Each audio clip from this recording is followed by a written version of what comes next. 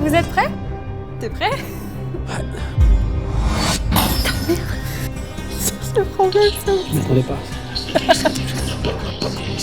Je vais vraiment chialer ma race là. Tout va bien se passer.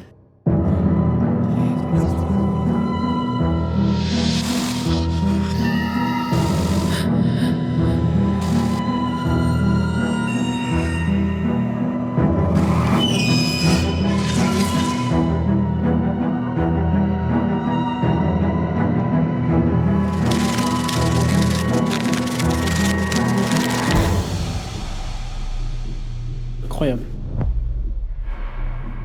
Eh, sincèrement, ça fait. Je te jure que ça me fait flipper un peu. Genre, il y a 2 secondes, je disais l'inverse. Let's go! Ah, tout ça. Malade. Ok. J'aime bien en termes de prod, on est bien. Non, c'est sympa là. Imagine-toi, là, on est au plus mal. Ah. Ah non, j'aime pas. Tu vois, genre, déjà, juste quand je vois des vidéos projecteurs, j'aime pas. Ça me stresse. De toute façon, on attend. Elle est où? Wesh, viens, frère. J'ai l'impression qu'on va se faire Il y a bomber par un Annabelle fantôme. là-bas, je peux pas. Ramène des chips vite fait. Je veux des popcorn là. Ah, stop! Wesh, calme-toi, ma ref. Je te jure, je suis trop tendue là. On va te ramener un tensiomètre. Parce qu'il y a elle me regarde dans le miroir, ça me stresse. Annabelle, ça se voit, c'est une fille bien. Tu veux qu'elle nous suive à la maison? C'est que vraiment, moi je crois genre aux poupées possédées. Toi, tu crois ça, la Mais vérité? commence pas à me parler de ça. Ah, Queen! Incroyable. J'ai l'impression que je suis dans Charmed. C'est un peu ça. C'est des cousines en fait. Le chaperon Fan noir. de toi. C'est le chaperon noir, ouais. Mais je suis aussi le grand méchant loup par la même occasion. Ça va? Vous êtes bien installés? J'aime bien parce que ça se voit, t'as pris une voix un peu, tu vois, un Ouais. peu sérieuse. On est vraiment dans le personnage là, j'adore. Mais là, vous êtes en fait dans mon grenier. J'ai pris toutes mes antiquités et on m'a dit que pour s'endormir le soir, il fallait raconter des histoires. Donc, je vais vous raconter une histoire aujourd'hui qui est pas terrible. Vous avez déjà utilisé une table de Ouija? Ouais, on va éviter, non. Non, parce que j'ai Non, dit jamais ça, de la vie. ma mère ne m'a pas appris à utiliser ça. C'est bien, t'as raison. Parce que malheureusement, Estefania, qui a utilisé cette planche de Ouija, eh ben, elle est plus là pour te raconter ce qui s'est passé. T'es prêt? Alors, Ça va aller? Vas-y. Au pire, vous pouvez toujours vous cacher sous la couette. Elle est là pour Allez, ça. vas-y, ça marche. L'histoire que je vais vous raconter, c'est une histoire qui a été la première vérifiée par les autorités et considérée comme une histoire de possession démoniaque. Par les autorités Ah espagnoles. ouais, là, tu veux nous mettre dans la merde. Ah moi. ouais, T'as j'aime choisi pas la les pire. trucs d'esprit Elle a, possédé pas- là. elle a dit 3 mots qu'il fallait pas. Sur possession démoniaque. Donc c'est une histoire vraie qui a inspiré le film Véronica. Elle est Mais- vivante encore ou pas? Comment? Elle est vivante encore, Véronica? Ah non. Mais genre parce que ça remonte à longtemps ou parce que elle est... C'était il y a pas... On n'était pas encore nés. Donc elle était censée être toujours en vie à la base. Ouais, malheureusement. Let's go! Vous êtes prêts? Allez, vas-y. Il y a une petite télé. Elle est un peu vieille, mais vous verrez, il y a quelques images qui vont passer dessus. Alors, nous sommes en mars 1990, en Espagne. Et plus précisément, à Madrid. Estefania a 18 ans. Elle est au lycée. Et elle vit avec sa famille. Estefania. Tout semblait aller pour le mieux, mais sa mère, Concepción, avait une relation plus que complexe avec son père, le grand-père d'Estefania. Le vieil homme agonisait depuis plusieurs mois et sombrait de plus en plus dans la folie. Leur relation était en réalité bien plus que complexe, mais on n'a pas tous les détails, malheureusement. Est-ce qu'on a envie de les avoir? Pas vraiment. À tel point qu'il agressait et insultait sa famille sans cesse, jusqu'au jour de sa mort, où il a promis à sa fille de faire de sa vie un véritable enfer. C'est ouf, lui. Je meurs, mon ref. Passe à autre chose. tranquillement là. Passe à autre chose. Tranquille, frère. Il est bizarre, lui. Ces mots si sombres résonneront pendant longtemps dans l'esprit de la famille, qui ne pourra jamais les oublier. Une semaine passe, Estefania se rendit au lycée et décida de pratiquer une séance de Ouija pour rentrer en contact avec le petit ami de l'une de ses camarades qui était malheureusement décédée dans un grave accident de moto. Bon, je ne sais pas trop ce qui s'est passé dans leur tête, mais elle ne se doutait pas, malheureusement à un seul instant, que sa vie était sur le point de basculer. Donc elle et ses amis fabriquèrent une planche avec un morceau de carton, des lettres collées dessus et un verre en guise de goutte. La goutte, c'est ça. La séance se déroule sans encombre, normalement, jusqu'au moment où un professeur les surprit dans la cour de récréation et confisqua la planche sur le champ. Ne se laissant pas faire, les filles le supplièrent de leur rendre la planche, mais le professeur n'en fit qu'à sa tête.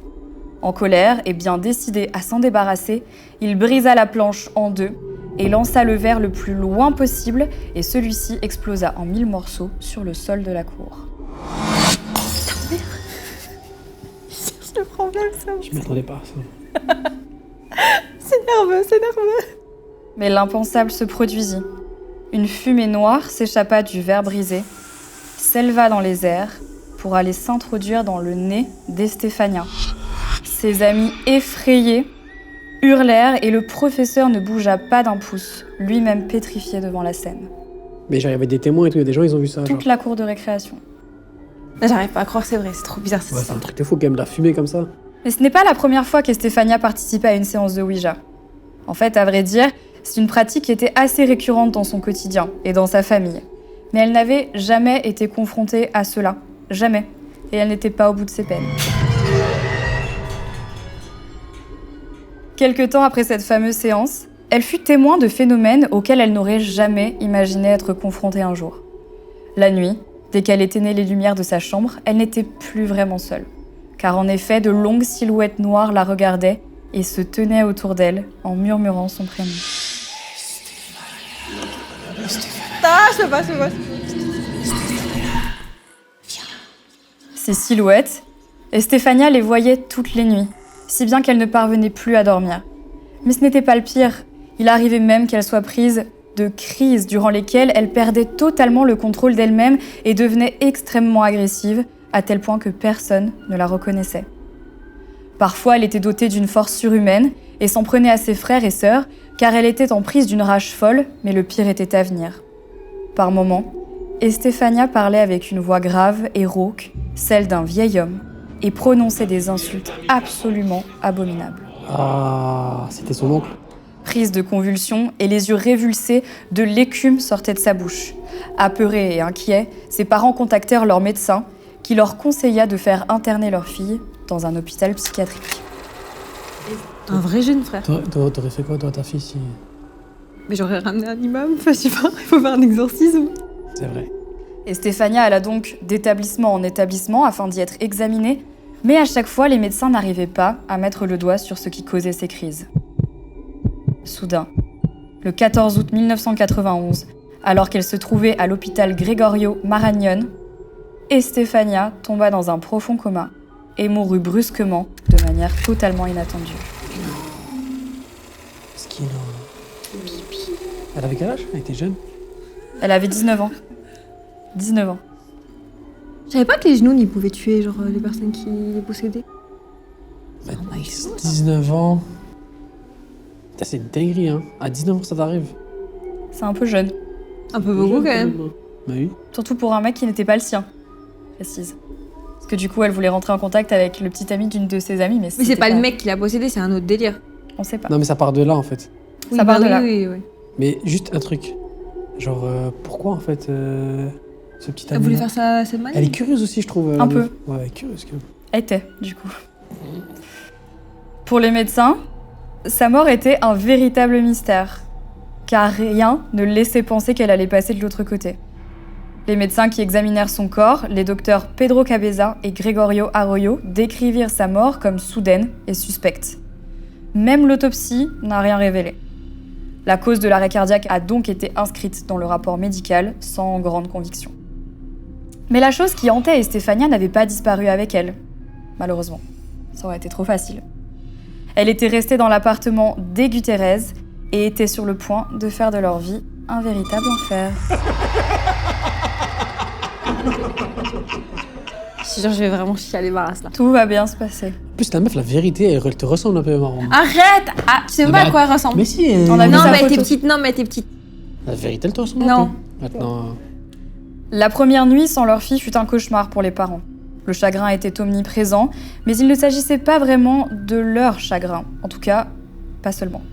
En effet, des pleurs se faisaient entendre dans l'appartement. Ceux d'une femme à la voix aiguë qui criait « Maman, maman ». Arrête de me regarder. Les bruits venaient de la salle de bain. Les parents s'y précipitèrent, mais la pièce était bel et bien vide. Par la suite, des bruits sourds venaient de la chambre d'Estefania, toujours vide. Les parents ouvrirent la porte de la pièce et ce qu'ils découvrirent les laissa sans voix. La chambre de leur fille était saccagée, sans dessus-dessous. Ses affaires étaient renversées, y compris ses draps et ses couvertures. Et ça me rappelle un film de ouf, Paranormal Activity, il se passe une scène comme ça aussi.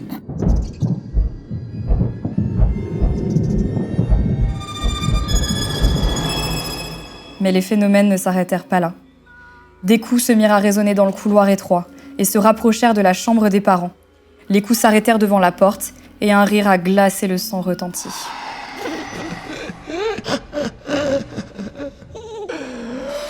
Ce rire était celui d'un vieil homme qui semblait vouloir faire régner le chaos entre les murs de la famille.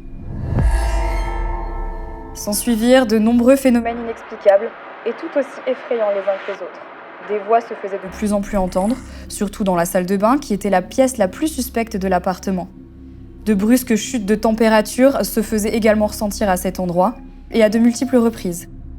Mais également, les objets bougeaient tout seuls. Les portes des chambres et des armoires claquaient violemment. Les appareils s'allumaient tout seuls. Et parfois, des objets volaient à travers la pièce. Mais la mère de famille était celle qui subissait le plus de phénomènes. Une nuit, dans son lit, elle se sentit oppressée, comme si quelqu'un se trouvait à côté d'elle. J'ai une question. Frère, c'est une vidéo. Mais non, mais c'est pas ça, c'est le bruit qui m'a fait peur. Laisse-moi parler, moi. Mais non, c'est le bruit qui m'a fait peur, c'est pas toi. Ça va? Non. Elle est donc dans son lit toute seule, et elle a l'impression que quelqu'un se trouve à côté d'elle. Quand soudain, deux mains lui attrapèrent les pieds. Oh, ta mère! Et une troisième se saisit de sa main. Ça va? Ah, c'est comme ça. Bon, reste sur tes gardes. Je crois qu'elle est là. Hein. Elle est peut-être là. Hein. Est-ce qu'elle est là? Des Véronica, si tu m'entends, fais tomber. Ça va? Tu peux toujours te cacher sous la couette. Hein. J'ai fait une crise d'angoisse. Ça va aller. Un jour, alors que toute la famille se trouvait dans le salon, la porte de la pièce s'ouvrit violemment, puis des coups de poing se mirent à résonner entre les murs. Ne sachant quoi faire et pris de panique, les Gutiérrez refermèrent la porte et la bloquèrent à l'aide d'un canapé ainsi qu'un objet lourd en marbre. Mais l'entité qui avait pris possession des lieux n'allait pas s'arrêter là. Sous la forme d'une énorme bourrasque, elle émergea du couloir sombre, poussa la poignée de la porte et entra dans le salon, projetant ce qui servait de barrage à l'autre bout de la pièce. Elle avait une sacrée force. Hein. Plus que toi et moi réunis. Sur son passage, l'entité fit tomber plusieurs objets qui étaient chers à la famille, dont un en particulier, une photo d'Estefania, prise quelques mois avant sa mort. Sa mère, voyant la photo à terre, s'empressa de la récupérer, mais l'impensable se produisit. Elle n'a pas eu le temps de prendre la photo car cette dernière s'est instantanément enflammée. Le plus étrange, c'est que la photo, une fois que la moitié du visage fut effacée, s'est consumée d'un seul coup. Le cadre et le reste de la photo restèrent intacts. Le feu avait cessé de détruire la photo, mais les flammes de l'enfer n'avaient pas fini de ravager la famille. Leur vie devenait littéralement un enfer, de plus en plus. Et après leur avoir enlevé leur fille, l'entité s'en prenait à eux, tout le temps et dans tout l'appartement. Peut-être le grand-père, qui avait fait cette promesse avant sa mort, était-ce bien lui ou avait fait-il appel à un démon pour semer le trouble? Nous ne savons pas vraiment. Ouais, c'est sûr que c'est ça. Qu'est-ce qu'il y a? Vous pensez que c'est ça? Moi, je pense que Marotte, elle a les larmes aux yeux. Tu m'as trop mis...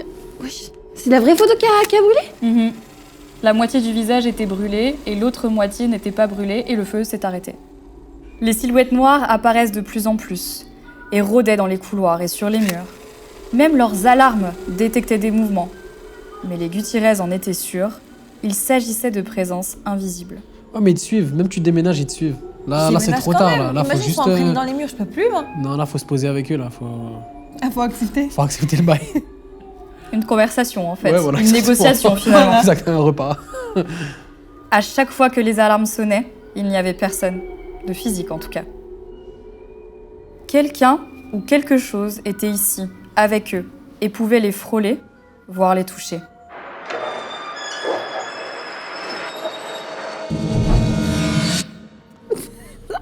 Je ressens un truc là. Arrête. Je rigole. Leurs autres enfants étaient eux aussi tourmentés par l'entité malfaisante. Un jour, alors que le père de famille jouait avec son fils Maximilian, le petit se fit projeter à travers la chambre. Plus tard, ce même enfant fut témoin d'un phénomène qui aurait bien pu lui coûter la vie. Il était en train de chercher une collation dans la cuisine quand soudain, une pointe en bois passa près de lui pour aller se planter plus loin dans la pièce. J'ai pas compris. Il mangeait un sandwich et d'un coup il y a un. Et il y a un petit truc, objet il est en venu, bois ça lui a foncé dans le- qui a volé à côté de lui et qui allait se loger de l'autre côté de la pièce. Mais j'ai une question. Toi qui es très esprit. Mm. Est-ce que genre un esprit il peut te tuer? Genre est-ce qu'il peut te planter un truc directement ou c'est juste pour te faire peur? Oh non, non, non, non. C'est pas moi, je tiens à préciser. Moi, je ne fais que raconter l'histoire. Deux de ses sœurs ont également vécu un moment traumatisant. Une nuit, alors qu'elles étaient dans leur lit superposé, elles entendirent des bruits dans le couloir. Puis quelque chose s'arrêta devant la porte. Entrez. Et les lampadaires de la rue, éclairant la pièce, elles virent la chose la plus effrayante de leur vie.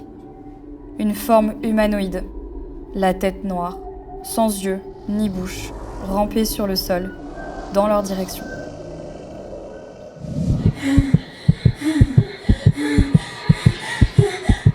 Des poupées posées contre les murs ont été violemment projetées de l'autre côté de la pièce, une par une.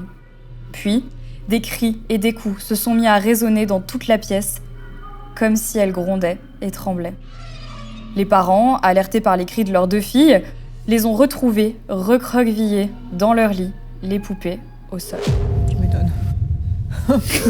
Tu m'étonnes. Ça fait beaucoup quand même hein, pour les parents là. C'est un peu dur. Parfait, enfin, je sais pas, appeler de l'aide. Moi la vérité j'abandonne mes enfants, je te cache pas. Tu pars. Super. Mais la vérité là c'est trop tard là. Tu les Tu vas abandonnes. faire quoi? Tu te battre avec eux? Voilà, fini. c'est le mari que j'ai choisi. Non, moi je suis objectif. Bon, ça qu'on finit s'entende, toujours Toi, on tu mal. pars. Tu pars. Tu pars, voilà. Quitte le navire. Mais, épuisé par cette situation, et ne sachant que faire, le père téléphona à la police de Vallecas à Madrid, et il dit à l'inspecteur José Negri que son appartement était hanté. Le policier, très sceptique, n'en crut pas un mot, mais en ayant entendu la mère et les enfants paniquer de l'autre côté du fil, décida, malgré tout, d'intervenir accompagné de quelques-uns de ses hommes. Arrivés en bas de la bâtisse, ils virent toute la famille sur le trottoir, terrifiés. Alors qu'il faisait très froid cette nuit-là, monsieur et madame Gutiérrez accompagnèrent les policiers jusqu'à leur logement et les firent s'asseoir sur la table de la salle à manger pour qu'ils puissent raconter leur histoire dans les détails. Ils décrivent tout depuis le début. La séance de Ouija, qui avait mal tourné, la mort inattendue d'Estefania, les phénomènes paranormaux les plus effrayants et les plus intenses, les silhouettes sombres qui rôdaient dans l'appartement, et l'inspecteur et ses hommes les écoutaient attentivement, mais restaient néanmoins plutôt perplexes. Quand soudain, l'une des portes de l'armoire s'ouvrit violemment. Elle claqua à plusieurs reprises, et les policiers décrivent même cet événement comme soudain et totalement contre nature. Dans leur rapport, c'est écrit. C'est-à-dire même les policiers ils ont vécu ça. Hein. C'est les Tu vois, policiers qui ont écrit ça. En vrai de vrai, les policiers ils ont rien à voir dans l'histoire. C'est-à-dire même si la meuf Mais elle ils ont rien voulait, à gagner là-dedans. même si elle voulait la fame à travers son histoire, genre les policiers eux ils sont objectifs, tu vois. Ça n'existait pas le buzz à la base. Ça existait pas le buzz là-bas. Avant, non. Ouais, c'est vrai. Ils examinèrent quand même le meuble, pour être sûrs, soupçonnaient d'ailleurs une plaisanterie, une farce, mais ne trouvèrent aucune explication rationnelle à cet étrange phénomène qui venait de se produire. Et ils n'étaient pas au bout de leur surprise. Une détonation retentit sur la terrasse. Mais personne ne s'y trouvait. Les policiers devenaient de moins en moins sceptiques. Soudain, alors qu'ils s'approchaient du guéridon sur lequel était posé le téléphone fixe, une étrange substance marronâtre apparut sur le napperon du meuble. Personne n'arrivera d'ailleurs jamais à en définir ni la nature, ni l'origine. Curieux, l'inspecteur demanda alors à visiter les autres pièces de l'appartement, sait-on jamais. Et en rentrant dans la chambre d'Estefania, il vit quelque chose d'inimaginable. Le crucifix, accroché au mur, s'était retourné. À l'envers, hein, ça c'est un bail de... Ah ouais, de ouf. Ça c'est vraiment un bail de satanique. Et le Christ qui était apposé avait été arraché. Ah frère, là... Moi, j'ai toujours pensé que c'était un bouclier, genre tu y pouvais pas Au toucher. contraire, je t'ai pas vu Conjuring. Mais justement, juste il se Conjuring, retourne. justement, Mais le brise t'as pas vu quoi. quand toutes les croix d'un coup se retournent dans Conjuring? C'est Ouais, là mais que ça elle part peut en pas vrille, hein. arracher Jésus quand même. Là, Moi, je t'arrache Jésus, ça. là c'est de plus fou, quand Jésus, même. là c'est Satan, là. Un enfant le ramassa et l'accrocha à un clou de la porte de la chambre juste à côté d'un poster. Pourtant, l'objet tomba directement de nouveau sur le sol et 3 griffures apparurent sur l'affiche.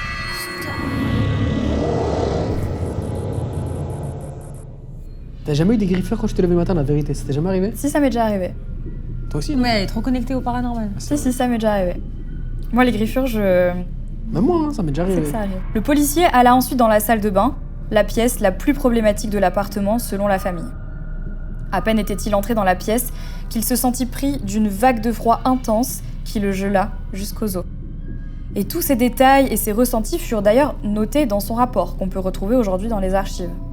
Et faisant de cette affaire le premier cas paranormal reconnu par la police. Ça, c'est le rapport. Mais ce ne furent pas les seules tierces personnes à s'être retrouvées au cœur de cet enfer. Et oui, les médias, à la recherche de buzz bien sûr, qui s'empressèrent de se saisir de cette affaire, pénétrèrent également dans l'appartement hanté des Gutiérrez.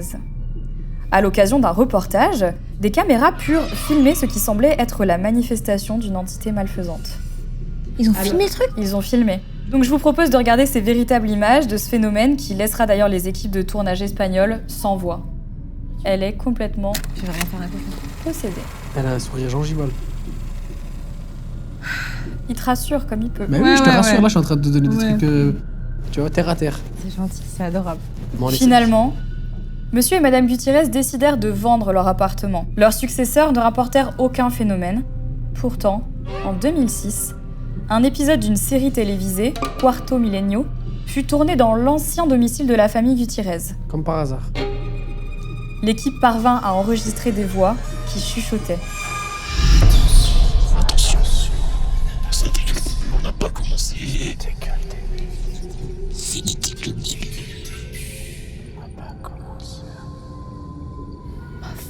À ce jour, la terrifiante entité habiterait toujours les lieux. Et nous n'avons aucune certitude jusqu'aujourd'hui de son identité. S'agit-il du grand-père d'Estefania ?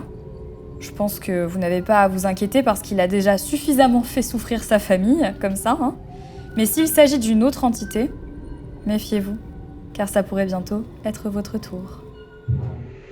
Je suis tout près. Plus proche de vous que vous ne croyez. Plus proche de vous que vous ne le croyez.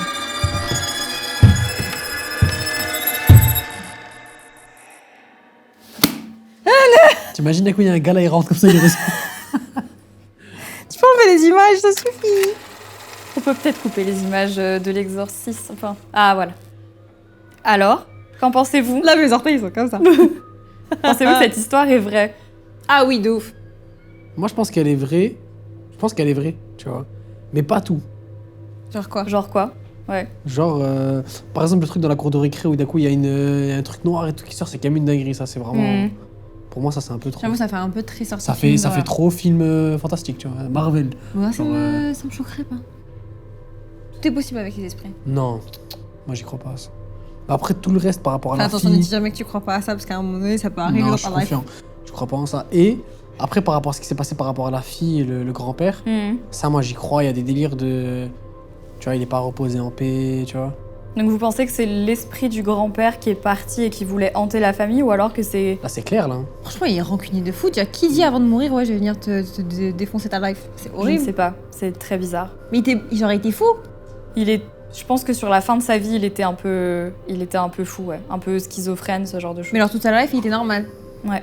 Ouais, c'est que c'est pas lui, c'est que c'est une entité. Non, de c'est lui, c'est lui. Mais non, c'était juste la démence avant de mourir qui était comme ça. Mhm. Oh, mais l'entité, c'est quoi son but alors? Elle est leur quoi? faire du Elle mal. est tombée amoureuse. Leur faire du mal. Faire du mal. Moi, vous pensez pas que ça peut être le petit ami mort en moto ? Mais il a rien à voir dedans. Ça. Bah, c'est lui qu'on a appelé Ouija. Attends, Ah, c'est on a lui. fermé la session de la Ouija? Ils ont pas eu le temps parce que le Ça verre a a pété. été Ah, cassé. c'est lui. C'est brisé. En vrai, c'est lui. Toi, c'est ça ton avis en fait. Moi, je pense que c'est ça. Ouais. Ça, c'est Sérieux mon avis à moi, ouais. Mais est-ce que, parce que j'ai entendu que dans les planches de Ouija, il y a plein d'autres esprits. Il y a plein d'autres esprits qui peuvent venir dans la Tu sais planche. jamais qui t'appelle. Ah, ok, donc en fait, n'importe qui aurait Bah, pu si venir. t'essayes d'appeler quelqu'un, il se peut que ça soit pas cette personne-là qui vienne.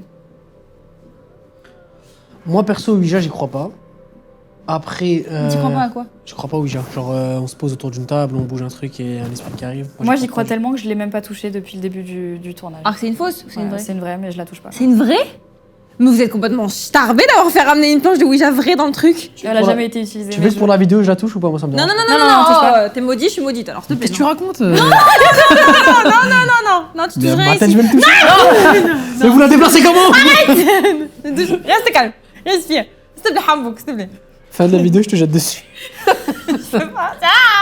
Je ne suis pas responsable, hein, si jamais. Ouais, non, s'il te plaît, Hambouk, non, s'il te plaît, je suis là. Faites une petite prière avant de Vraiment, partir, ça t'as va. vraiment. Faut éviter de jouer avec ces trucs-là. Non, mais tu forces, Maros. Ah, mais toi, t'abuses, frère. Toi, t'as peur de tout aussi. Je vous déteste. À la base, je pensais passer une bonne après-midi. Et encore, Annabelle n'a pas encore bougé, hein. Elle a été sage. Hein? Vous la faites bouger, je vous. Annabelle. dessus. Tu vois, par exemple, les poupées, moi, je crois à ça. Il y a Plus un aux bail. poupées. Ouais, ça, par contre, Ouija, Pourquoi plus aux poupées qu'aux Ouija, Ouija? je peux la mettre chez moi en face de mon C'est-à-dire que lit. tu crois Normal. au fait que des esprits peuvent posséder des objets, donc pourquoi pas une planche? Non, une planche. Parce qu'il y a une, je sais pas, et même, vas-y, poupée, genre, c'est des balles de visage, tu vois, ça me fait un peu flipper, tu vois. Mais une planche, la vérité, je pourrais la mettre en face de mon lit, genre, normal. Tous les matins, je passe devant, je prends mon petit déj dessus. Enfin, nous, on nous a toujours appris de pas avoir des photos de gens. Ah, je rigole, je rigole. Genre, t'as pas le droit de garder des photos de gens morts chez toi, parce que des esprits peuvent les posséder. Mhm. Et tu les gardes où? Dans un album, mais genre pas dans un cadre à la vue de tous. Hmm. Il y a une deuxième histoire?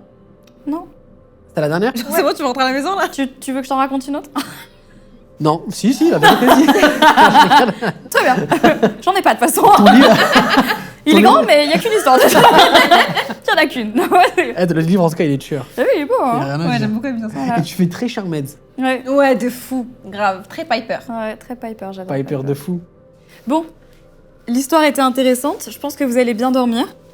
Comme un Bonne nuit, bébé. maman. Je vous laisse. Reposez-vous bien. Ne touchez pas à la planche. Si t'as d'autres histoires, n'hésite pas à les envoyer par message. Allez, bonne nuit. Allez hop! Tu vois? Mais c'est rien, c'est Tu une vois? table! Non, Mais c'est mais une c'est un table de truc de fou Ouija! ça. Je t'ai dit de pas toucher à la planche, fais ce que tu veux, tu touches la planche, mon frère.